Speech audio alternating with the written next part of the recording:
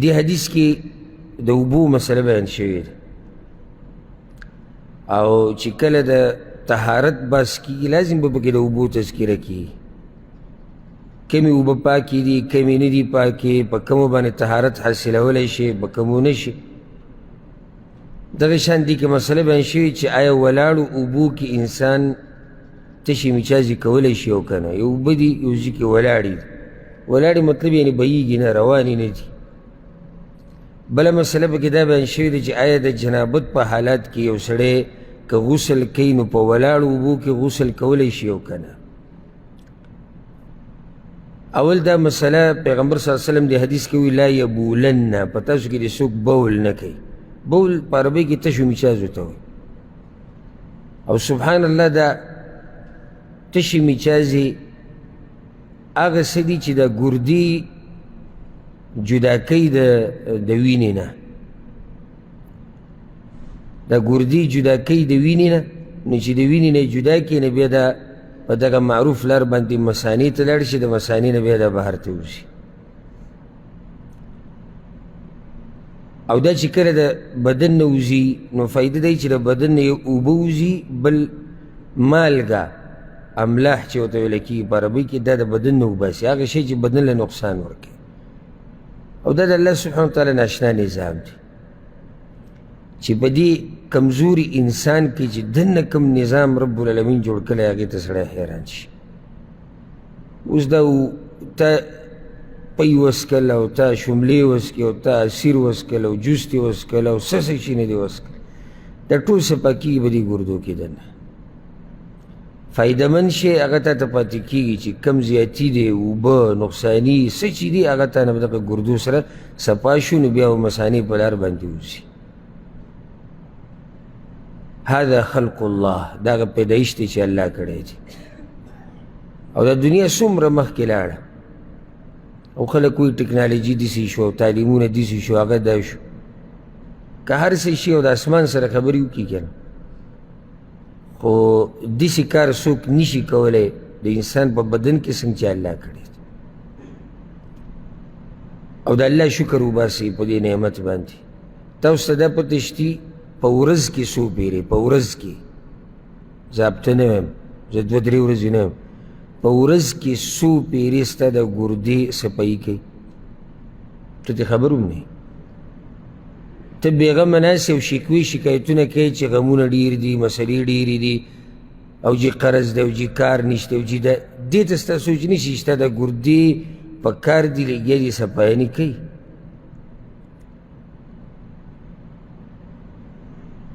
وینه جدا کیږي اوبه جدا کیږي نقصاني شي نه جدا کیږي ته تپوس د هغه چا نه وکړه چې د چا ګردې خراب وي او هغه دې صفایي له په مخه بوځي اسپتال ته او هغه په هفته کې یو پیر بوځي بیا هفته کې 2 پیرې بوځي بیا داسې وخت راشي چې روزانه بوځي او دا خېټه د هغه په معمولي اوبو سره دا داسې هغه ته ډکه شي او داسې راوپړسېږي او ته د سهار نه ماشاءالله تبارک الله 3 لیټر او 2 لیټر او دا اوبه څکې او چای څکې او هر څه وراړې او بیا ښه په ارام ته اودسماتې ځي ته ورشي او میچازې وکړې تشي او هغه هر څه چې دی کم نقصاني هغه د بدن نه وځي او بیا ښه په ارام اوده شي او نه دړي په ګرده نه تکلیف وي موږ دا نعمتونه نه دي محسوس کړي د الله سبحانه وتعالی ته موږ ناشکره خلک یو ناشکر او بیا دلته چې را صفایي کېږي ما ورته نه خبرېږو اسپتال کې چې صفایي کوي ډاکټران نو هغه په دې بدن کې ورته سوریو کې اکثر د دې ولي سره خوا کې ورته سوریو کې دلته دې ځای کې د دې ځای نه هغه ته پیپونه کته لاړ شي دا سورې او په دې کې دا چې کومه خوله لګېدلې د پیپونو دپاره دا عمر بر له ده په دې ځای کې پرته وي چې کله دې اسپتال ته لاړ شي دې سره نور هغه چې کوم سامان دی هغه د دې سره یو ځای کي نو بیا کار شروع شي د وینې ځي راځي او د دوایانې ځي راځي او د هر څه د دې بدن او بیا صرف دا تکلیف نه دی په راوتو کې بیا 100,000 روپۍ مو ورکړي او ستا دا ګردې لګیا دي دغه شان او الله دې دا همیشه روغې ساتي زموږ دا ګردې او دا کار کوي موږ څه نه خبرېږو او نه رانه الله څه غواړي یعنې دا م الله نه دي ویلي چې د دې په بدل کې ماله دومره پیسې راکړي تا ته صرف دا ویلي دي زما بندګي کوه چې جنت ته لاړ شي دا نعمتونه څه الله به له دې نه هم زیات درکړي. هسې دا یو فایده مخې ته رالی چې دا بول د تشې میچازې سبحان الله دا یو ناشنا نظام الله جوړ کړی دی بدن کې. او ځکه د سلفو په وخت کې یو باچا یو عالم ته ووایي نصیحت راته وکړي چې دنیا نه مې زړه تور شي. د هغه وخت هغه باچایان داسې وو د دین طرف ته ډېر متوجه وو او د علماو سره به کېناستو د علماو خوا نه به تلو چې علما راته نصیحت وکړي چې دا زړه هم په دې دنیا کې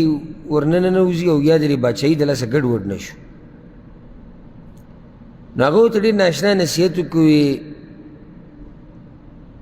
باچا صاحب که تا ته اوبه نه میلاویږي یو ګیلاس او ته تږی نو څه به وکړي؟ هغه وایي دا نیمه باچایي به پسې ورکړم خو اوبه به را پیدا کړم. نیمه باچایي ټوله د یو ګیلاس اوبو دپاره. نو بیا ورته هغه وایي که د بدن نه دې نه وځي نو بیا به ورسره څه کړي؟ وایي دا باقي نیمه باچایي به پسې ورکړم د بدن نه به وباسم. نو باچا صاحب د هغه باچایي څه حیثیت شو چې دغه یو ګیلاس د اوبو طاقت هغه نه لري یا د هغې په شان کېدی نه شي. یو ګیلاس اوبه ته په نیمه باچایي ورته وایې ظالمه، بیا د بدن نه وته ته د نیمه باچایي پسې نور ورکوم. دا څه باچایي شو؟ باچایي خو د الله باچایي دی. باچایي د الله باچایي دی چې همیشه ده او زوره اوره باچایي ده د الله. د انسان بس یو باچایي به دغسې معمولي سخته پرې راشي بس بیا ګډوډ پروت او د ځان نه خبرېږي هم نه چې د دې بدن سره څه کېږي او څه نه کېږي. دا په کومه کې چې پروت وي بېهوشه چې شي بس پکې په کلونو پراته دي په کلونو او صرف زړه یې چلېږي. دی د هېڅ هم نه دی خبر. دیم چې روغ دم غټې غټې خبرې کولې او اوس پکې دومره طاقت نه شي. ژوندي سړي کې دومره طاقت نه شي چې راپاسي. ژوندي سړي کې دی مړ نه دی ژوندی دی خو ده کې دا طاقت نه شي چې دی راپاسي ځکه چې رب العالمین نه دي غوښتلي. نو په هر نعمت د الله باندې شکر ادا کوئ. دا روغ زړه دا روغ بدن دا ګردې دا اینه په هسپتالونو کې خلک پراته دي په ارمان دي دی او په لکاو نه په اربونو کیربونو پې باز ورکوي خو دا نښه کېږي. نو موږ الحمدلله موږ سره د څه کمی نشتي خو دا زموږ ناشکري ده. زموږ ناشکري ده چې بس خوله وازو یو بس څه فریاد موږ راغستی چې خوله وازو موږ څه فریاد راغستی او دې ته نه ګوري چې بری دومره خلکو کې چې الله ماله دا روغ صحت را کړی نو دا څومره لویه باچایي. ښه بعضو ته به تاسو خیال کړی ده هغه اتیلۍ ورته زوړنده کړي د میچازو او په بل طرف ته میچازې ووځي. هسې تاسو سوچ وکړئ که چېرته رب العالمین دا انسان داسې پیدا کړی و چې ده سره یو تیلۍ وې او په هغې کې چې دا میچازې تللی بیا ده دا تیلۍ صفا کولی وروسته څومره تکلیف به او چې یو سړی روغي ښه په ارام چې کله ورته محسوس شي چې یاره تشې میچازې راغلي دي ورشي تشې میچازې وکړي راشي خبره ختمه شوه. او هغه غریب ځان سره تیلۍ ګرځي دغه ګندګي هغه ځای په ځای غریب ځان سره ګرځي. دا پیپونه چې د ده نه تېري د دې هغه تکلیف هغه جدای. نو دا یو نصیحت کېدی شي که چېرته دې سره مړه زړونه را ژوندي شي. ښه دې حدیث کې ډېرې مسلې دي او یو څو به ترې ذکر کوو. غټه مسله دلته دا بیان شوې ده چې په ولاړو اوبو کې میچازې کول دا حرام دي. اگر که بعض علما وایي مکروه دي او دا قول کمزوری چې مکروه دي. دلته واضح دلیل دی. پیغمبر صلی الله علیه وسلم وایي تاسو کې د یو سړی میچازې نه کوي په ولاړو اوبو کې معنی چې منع دي. نو په ولاړو اوبو کې میچازې کول تشې میچازې ویم داسې دي حرام دي. ولې حرام دي؟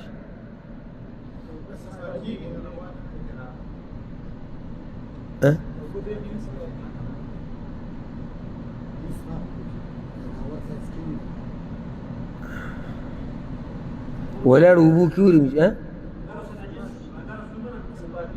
خو الله پیغمبر منع کړو. الله پیغمبر ولې منع کړي؟ نه چا دا ویلي چې د میچازو سره به لازم اوبه پلیتي؟ آیا دا یو ګیلاس اوبه دي چې ولاړې دي؟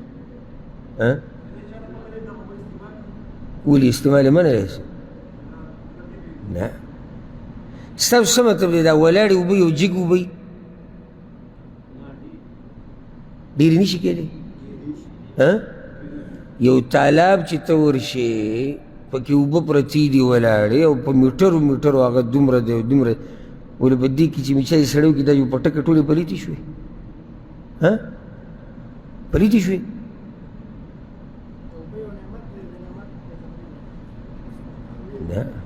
بیا خو نعمت بیا قدرې بیا خو پې نه لامبې نه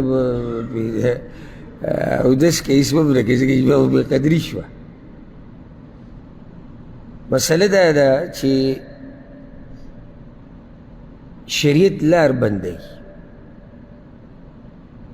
لار داسې بندوي. دلته پیغمبر صلی الله علیه وسلم دا بلکل نه دي ویلي چې دې سره اوبه پلیتېږي، دا نه دي ویلي. او نه دا لازم دي چې ولاړ اوبو کې د یو سړی میچاز وکړي او هغه دې په ټکه پلیتې شي، دا چا ویلي.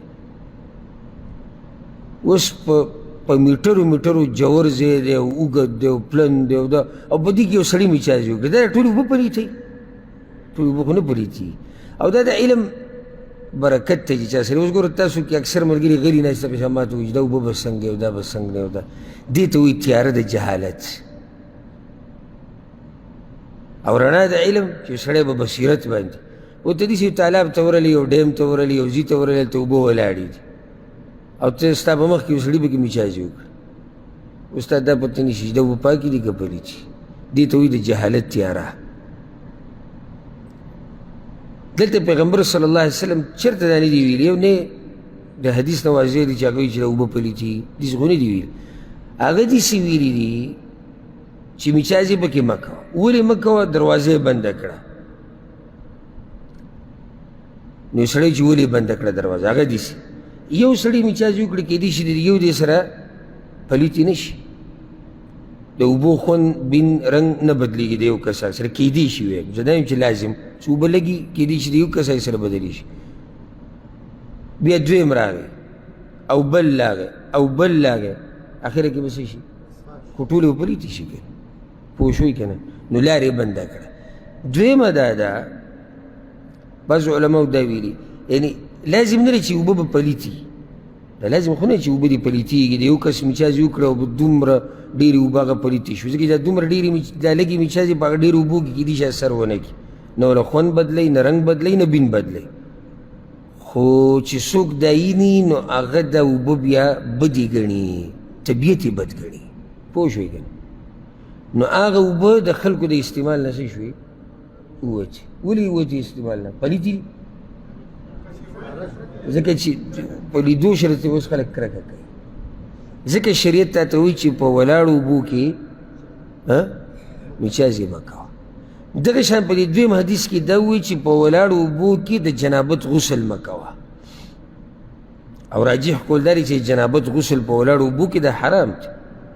ځکه دې حدیث کې ښه واضح پیغمبر صلی الله علیه وسلم ویلي چې تاسو کې د یو سړی په ولاړو اوبو کې د جنابت غسل نه کوي. دې هم دغه مسله ده، دا نه چې اوبه وپلیتې شي،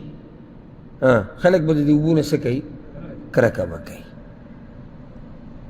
یو سړی د جنابت په حالات کې دی د پلیتي سره د جسم نه بهیږي خو نه که نه بهیږي، روغ رمټ سړی دی، یو حکم په ده باندې پروت دی چې د جنابت په حالات کې دی. او چې دی د اوبو ته کوشي او لامبي پکې او بل لازي او بل لازي او بله جنابت په حالاتو کې لامبي، نو کېدای شي خلک د دې اوبو نه څه وکړي؟ کرکه وکړي. نو چې کرکه یې وکړه نو هغه اوبې د استعمال نه یې وویستې او یې نه یې استعمالوي. ښه دلته دا فایده به ذکر کړو. یو سړی دی راغی د جنابت په حالت کې دی او غسل یې وکړو. پیغمبر صلی الله علیه وسلم منع کړی چې په ولاړو اوبو کې به غسل نه کوي، خو چې ده دا غسل وکړو نو غسل یې وشو. غسل خو وشو که نه، هلته بدن باندې اوبه اړول هغه مقصد دی او هغه دلته حاصل شو. اگر که ده دا کار ناروا وکړو، پوه شوي به دې مسایل، اگر که دا کار یې ناروا دی خو اودسې وشو. ښه اوس دلته که څوک دا ووایي، بعض خلک بعض علما دا وایي په دې ولاړو اوبو کې دا لامبل د دې دلاسه منع دي چې دا استعمال شوي دي نو استعمال شوي اوبو باندې طهارت نه حاصلېږي دا هم کمزورې خبره ده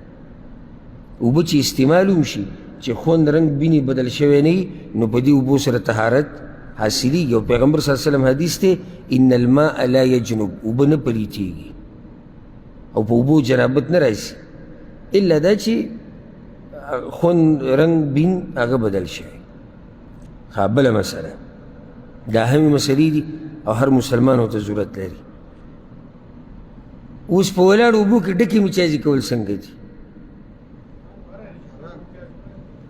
چې تشي مچازي منه دي ډکې به منې ها ګور یو مشهور مذهب دی د هغه ظاهري مذهب چې ورته وایي اهل الظواهر ورته وایي هغوی ظاهر د قرآن او حدیث ته ګوري بس وایي دننه به نه ورځي مسلې ته سرسري چې څه دي بس دقه وبیانې یو غټ علیم دی د دې مذهب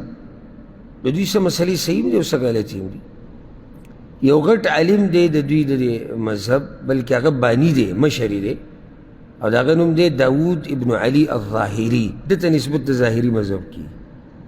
هغه دا وایي په ولاړو اوبو کې ډکې مچازي کول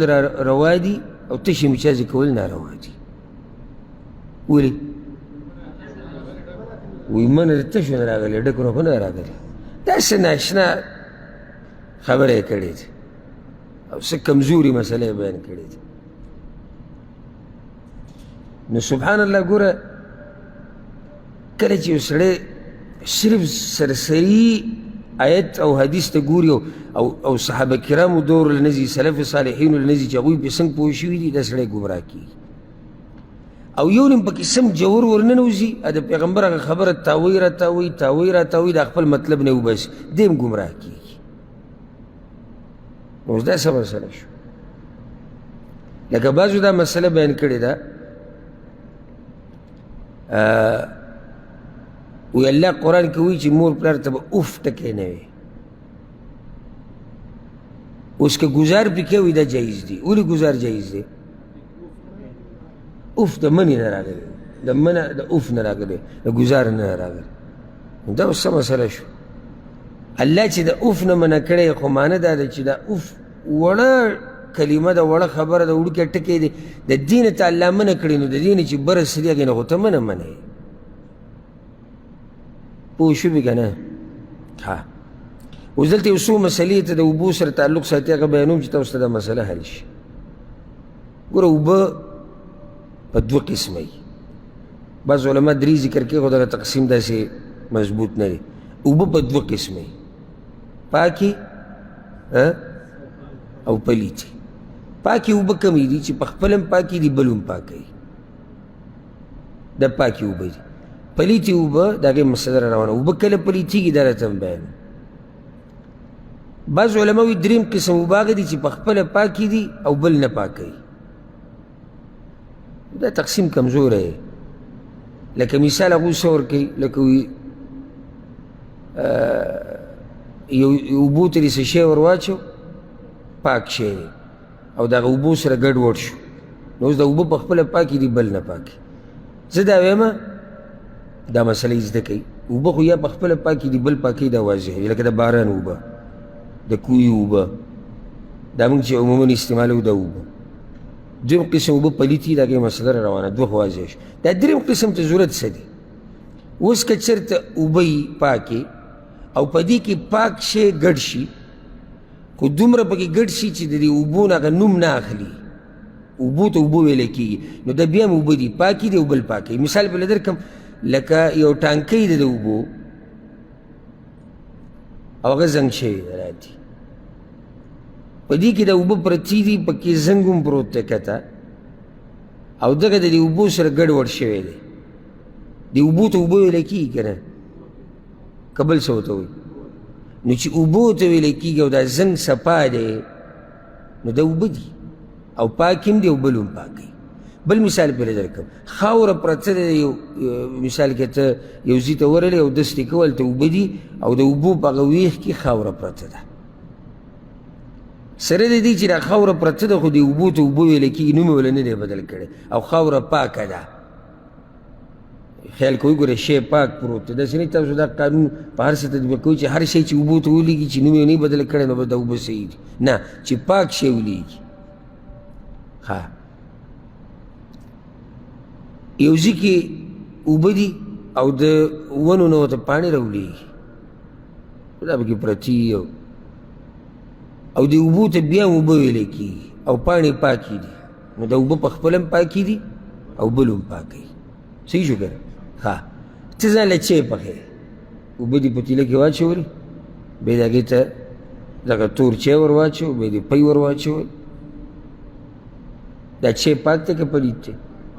پی پاک دی که پلید دی نو د اوبو باره کې څه وایي دا اوبه نه دي دا چای دی نوم یې وله بدل کړو خیال هم دی که نه ګډون دلته هم د پاک شي شوی دی هلته هم د پاک شي شوی خو دلته یې د اوبو هغه نوم بدل کړو چې نوم یې بدل کړو نو دا خو اوبه نه شوې نو دا بیا د اوبو په اقسامو کې څه ذکر کړي لکه بعض علما وایي دا اوبه دي په خپله پاکي دي او بل نه پاکوي د سره دلته ذکر کوم سیټ دی کا خو بدل کړی یا یو سړی لکه ځان له د مالټې جوس جوړوي او اوبه ور واچولې به یې کې مالټه نه چوړ کړه او چینی به کې لږه ور واچوله مالټه پلیته ده پاکه چینی پلیته ده پاکه نو څه وایي نوم یې وله بدل کړو نوم د اوبو یې ترې واخیست نو چې نوم اوبو یې ترې واخیستو نو په دې باندې بیا ته څنګه اودس کې ادا کوې حالانکې بعضو فقهاو لا دا لیکلي فقهاو بعض مسلې ډېرې عجیبوي کله چې بې دلیله مسلې ذکر کړي که نه لکه بعضو دا لیکلي چې د کجورې په شربت باندې وی اودس کېږي لکه اوس د کجورې شربت ته جوړ کړی او په هغې اودس وکړي دا به ناشنا دغه چې اودس دې کړی دا مچان او دا هر څه باندې بنګېږي که نه خو دا بس لکه علماو ذکر کړی دی که نه